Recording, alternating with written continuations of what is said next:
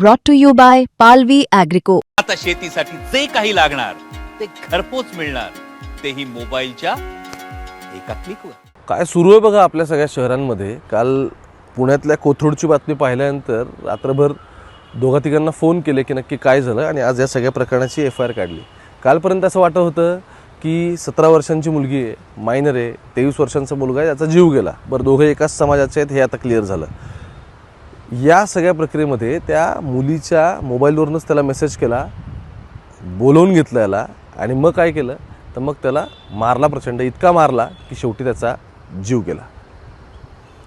बातमी फाईल करताना डिटेल्स होत्या, मी अधिकाऱ्यांना फोन केले, बाकी गोष्टी क्लिअर झाल्या. पण आणखी जेव्हा रात्रभरात फोनाफोनी केली त्यानंतर ह्या सगळ्या प्रकरणाची मी FIR काढली, आणि आता 2 मोठ्या गोष्टींचे खुलासे या सगळ्यामधून होत आहेत. अर्थात BNS 103च्या अंतर्गत सगळं प्रकरण तर रजिस्टर झालं आहे, पण ज्यावेळी मुलाची आई म्हणते की ज्या पद्धतीने माझ्या मुलाला त्यांनी नग्न करून मारलं त्याच पद्धतीने त्यांच्या कुटुंबासोबतही व्हावं किंवा कायदेशीर पुढची काय प्रक्रिया व्हावी, हे जे काय आई त्याची सगळी म्हणते. पण मुद्दा असा आहे, या सगळ्यामध्ये जी कलमं दाखल झालीत आणि ज्या पद्धतीने हा सगळ्या स्टोरी नरेट झाली FIR मधली, ती समजून घेणं तितकंच महत्त्वाचं आहे. कारण त्या सगळ्या आधारावरती हे प्रकरण खरंच काय घडलं आहे, त्या क्षणाला तिथे कोण कोण पोचलं होतं, त्यांनी काय बघितलं, त्या सगळ्याचे तपशील जेव्हा या सगळ्यामध्ये येतात तेव्हा तुम्हाला कळेल की एक्झॅक्टली पुण्याच्या कोथरूडमधलं जे काय, ज्याला तथाकथित कोण प्रेम प्रकरण म्हणतंय, कोणी फ्रेंडशिप म्हणतंय, एक्झॅक्टली काय या पानांवरून ते डिस्क्लोज होईल. नमस्कार, मी ओमकार, मुंबई तक में तुमच्या सगळ्यांचं स्वागत. पुढच्या 5 ते 7 मिनिटात समजून घेऊ हे सगळं प्रकरण काय आहे.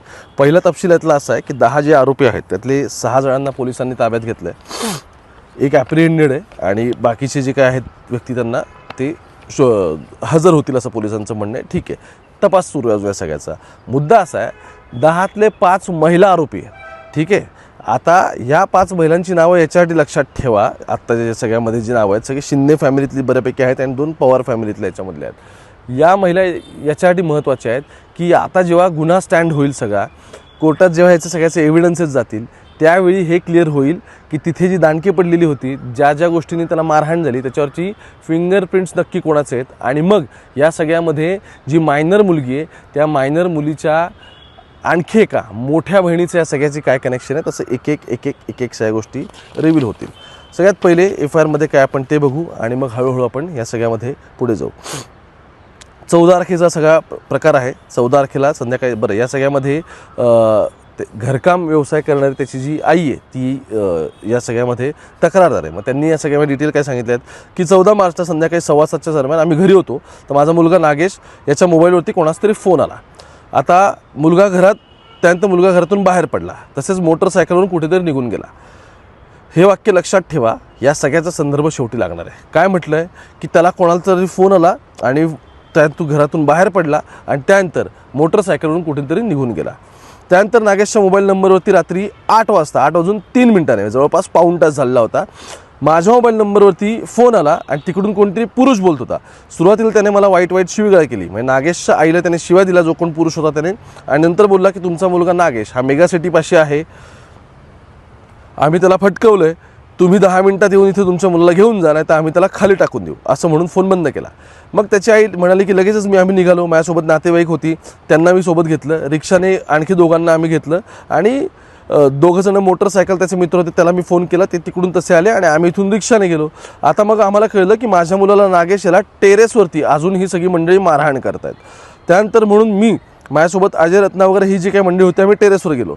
तिथे बघितलं तर माझा मुलगा नागेश हा खाली पडला होता, त्याच्या अंगावर कपडे नव्हते, त्याच्या आजूबाजूला त्याचे कपडे फाडून असे सगळे पडलेले होते, तिथे लाकडी दांडकंसुद्धा होतं, आणि तिथल्या महिला त्याला मारहाण करत होत्या. मी सुरुवातीला तुम्हाला जी नावं सांगितली यातली 10 मधल्या 5 महिला आरोपी त्या सगळ्या प्रकरणामध्ये. बघा, तिथे काही पुरुषसुद्धा होते, हे बघून आम्ही घाबरलो. त्यानंतर मग अजय, अतुल, त्यानंतर अक्षय अशा तिघांनी म्हणून नागेशला टेरेसवरून खाली आणलं आणि त्यातल्याच एका रिक्षामध्ये आम्ही त्याला टाकलं आणि आम्ही इथल्या गोखलेनगरच्या जवळपास एका हॉस्पिटलला गेलो. आता रिक्षात मी त्याला विचारलं काय झालं, तेव्हा सांगितलं की ती जी मुलगी आहे तिने मला बोलवलं होतं. म्हणजे कोण? 17 वर्षांची मुलगी, अर्थात मायनर असल्यामुळे तिचं नाव इथे घेता येणार नाही. तिने बोलवलेलं होतं, पण तिचे घरचे इथे सगळे जमले, त्यांनी मला मारलं. मग त्यानंतर ते त्या हॉस्पिटलला गेले, तिथे गेले, परंतु त्याला लगेच तिथून ससूनला न्यायला सांगितलं. मग ससूनला नेण्यात आलं आणि ॲम्ब्युलन्स म्हणून तिथे ससूनला नेलं. त्या ठिकाणी उपचार चालू असताना माझा मुलगा मयत झाल्याचं हे डॉक्टरांनी सांगितलं. मग त्या म्हणतात की माझा मुलगा नागेश आणि ती जी कोण मुलगी आहे ती ही यांची याच्या आधीपासून मैत्री होती, एकमेकांसोबत ते फोनवर बोलायचे.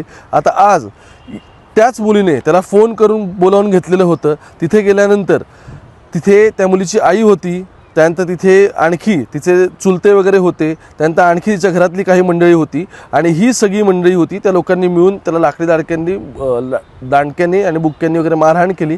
त्यामुळे माझा मुलगा नागेश ह्याचा हा मयत झाला. आता 14 मार्चला संध्याकाळी 8 वाजण्याच्या सुमारास वयवर्ष 23 ज्या ठिकाणी तो मुलगा राहतो हा आमच्या मुलीशी का बोलतो, तिला का भेटतो, या सगळ्या विषयावरून मुलीच्या आईने बघा, त्यानंतर चुलत्यांनी आणि आणखी त्यांच्या पत्नी जे काही होत्या या सगळ्यांनी मिळून त्याला संगनमत करून त्याला बोलवलं, लाथाबुक्क्यांनी मारहाण केली आणि पोराचा या सगळ्यामध्ये जीव केला. त्यामुळे मी या सगळ्या प्रकरणात कायदेशीर फिर्याद देत आहे.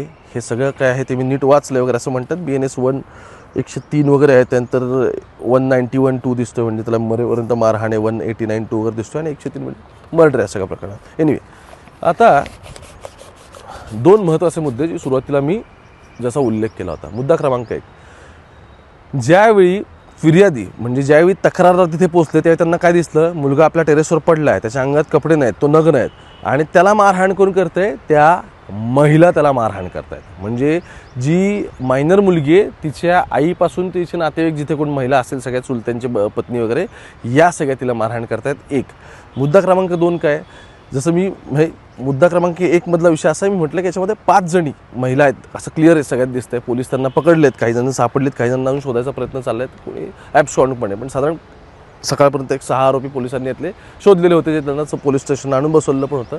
आता आज दुपारी कोर्टात हजर करून त्यांची कस्टडी पण घेतली. मुद्दा तो नाही. मुद्दा क्रमांक 2 समजून घ्या.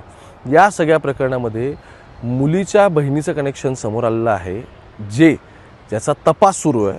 आणि महत्त्वाचं असं आहे सगळ्यात की मुलगी आत्ताची मायनर आहे, पण तिला आणखी एक मोठी बहीण आहे. त्या मोठी बहिणीचं या मुलाच्या मित्रासोबतचं आणखी एक कनेक्शन आहे. पोलीस त्या अँगलने अजून तपास करत आहेत. मुद्दा असा आहे, आधीचे काही संदर्भ लक्षात घेऊनच या घरच्यांनी त्याला तिच्या फोनवरून फोन करून बोलवलं. म्हणजे बघा, तिच्या फोनवरून कोण बोललं, तिच्या फोनवरून ती मायनर मुलगीच बोलली. ती म्हटली कुठेस तू, इकडे ये. मग त्या गेले त्याच्या बिल्डिंगमध्ये.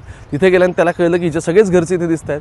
काय झालं, तोपर्यंत त्याला इतकं मारलं की बरं, एकाच समाजातले दोघांना हे पण झालं, इतकं मारलं की त्याचा या सगळ्यात जीव गेला. या सगळ्यात त्याचे फोटो बघितले, जे माझ्याकडे रॉ कॉपी आले, त्यात क्लिअर दिसतंय की त्याच्या पायांवरती, हातांवरती आणि अंगावरती सगळ्या खुणा आहेत. फक्त वळ नाही आहेत, तिथे प्रॉपर लागल्याच्या सुद्धा जखमा आहेत आणि दात आणि ओठ हे त्याचे पूर्ण फुटलेत. पूर्ण रक्त असल्याचा फोटो, अर्थात ते सोशल मीडियावरती दाखवू शकत नाही, आम्ही ब्लर करून तो दाखवावा लागेल. पण हे फोटोज पाहिल्यानंतर कळतं की किती ब्रुटली त्याला मारण्यात आलं आहे. म्हणून मी या व्हिडिओच्या सुरुवातीला म्हटलं होतं की बघा आपल्या शहरांमध्ये काय चाललं आहे. ठीक आहे, मुलगी मायनर होती, मुलगा 23 वर्षांचा होता, त्यांच्यामध्ये खरंच प्रेमसंबंध होते की नाही आता तपासाचा भाग राहिला, पण त्यांची मैत्री होती, ते एकमेकांशी सतत फोनवरून बोलायचे. ही तर गोष्ट आता क्लिअर झाली आहे. आणि इंटरेस्टिंगली ह्या सगळ्यामध्ये आणखी जे कनेक्शन मी तुम्हाला सांगितलं त्या अँगलने पोलीस अजून तपास करत आहेत की त्याचा जो मित्र आहे त्याचा आणि इकडे आणखी काही गोष्टी दिसत आहेत का. तर हे सगळं एक एक करून एक डॉट्स आता जोडायचा प्रयत्न सुरू आहे. पण तोपर्यंत काय आलं, तोपर्यंत 23 वर्षांचा पोरगा या सगळ्या ह्याच्यामधून निघून गेला आणि आईला शेवटी पोलीस स्टेशनमध्ये FIR द्यायला यावं लागलं. मुंबई तक बघा या सगळ्या प्रकरणात काय होतं त्याच्या डिटेल अपडेट तुमच्यापर्यंत पोहोचवत राहील. कॅमेरा पर्सन गोपाळसोबत मी ओंकार, पुण्यावरून.